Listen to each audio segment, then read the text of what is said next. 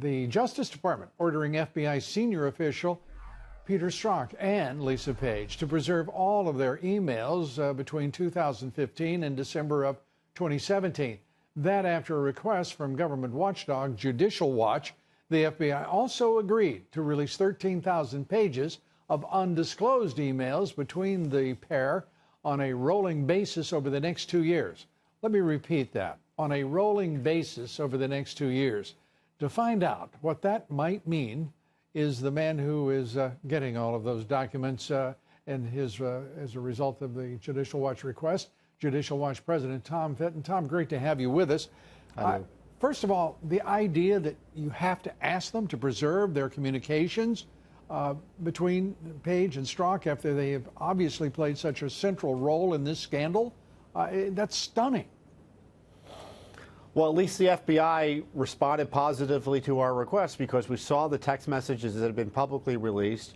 There was a suggestion that they were going to communicate about government business on their personal devices, and so we asked the FBI, hey, look, make sure all those records are protected and preserved.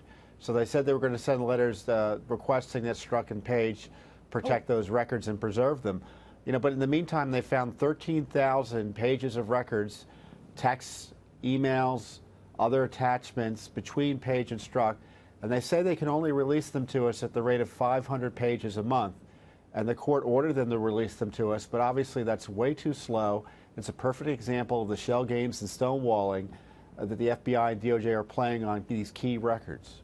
It is stonewalling by any name. We can call it slow walking. We can do any number of things. But this is outrageous. We've seen it also occur with the State Department and Clinton documents that are still being trickled out. It is stunning that a judge, unless they are part of the conspiracy, would go along with this. It is, first of all, it's condescending, it's patronizing, and it is egregious conduct on the part of the Justice Department, as you have pointed out over the course of the past really 2 years here. And here we are in May of 2018, and it goes on and on. Well, recall they hid these text messages for at least a year from Congress and the American people. They hid the reason for Strzok's removal from Mueller's operation. Both the DOJ and Mueller hid that from Congress and the American people. Now the text messages have come out. They've only been released partially, as best as we can tell. There may be other communications between Strzok and Page, now well over 13,000 pages, and they want to release them to us at a rate of 500 pages a month. Unfortunately, the court endorsed that, but there's nothing preventing from the FBI and DOJ from accelerating that, and frankly from President Trump, like he did with last weekend, ordering them to start releasing these records in a more timely and speedy way. I'm sure this does not fit the definition of what the president stated when he called for absolute transparency on the part of the Justice Department and the FBI. It's willful disregard for the commander-in-chief's orders if they were to persist in this, is it not? You know, the White House wants these records released. They want this extreme transparency.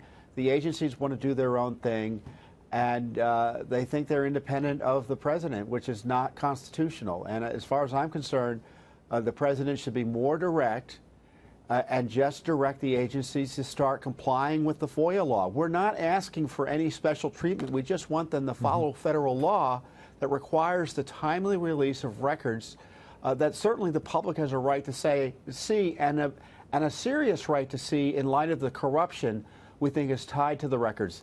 He can declassify the FISA materials, get out the unmasking materials, get the Peter Strzok Page materials out, get all the helper materials out, the Spygate materials out. The government's sitting on these, and the White House can get them out. The lawyers in the White House need to enable the president and facilitate his ordering the records releases. You know, Spygate, as the president calls it, it's Obamagate at this point, because now two of his spy masters have come out and said this is what they did. They have taken ownership of spying on this president by... They've confirmed it. They've confirmed it. Absolute, straightforward statements, both of them over a 24-hour period. There's no mystery left. This is now Obamagate. Well, that's exactly right, and you can bet that nothing like this would have been done without the president's involvement. Congressman Gates referred to the emails that the text messages saying the White House was directing this. Remember, Comey and Clapper said, there was spying or there was something like that, but it was all done by the book, which is kind of like what Susan Rice wrote a few weeks after that infamous Oval Office meeting with Barack Obama when they were talking about using that dossier and going after Trump with it. Right. A little convenient and a little revisionist. It's all by, it's spying, but it was all by the book. Yeah, so everyone go back to sleep. Well, somebody ought to go to way. jail for following that particular book. Comey, Clapper, Brennan, the rest of them face civil and criminal liability because of this. They're going to have to account, and there's got to be a process for getting them to account.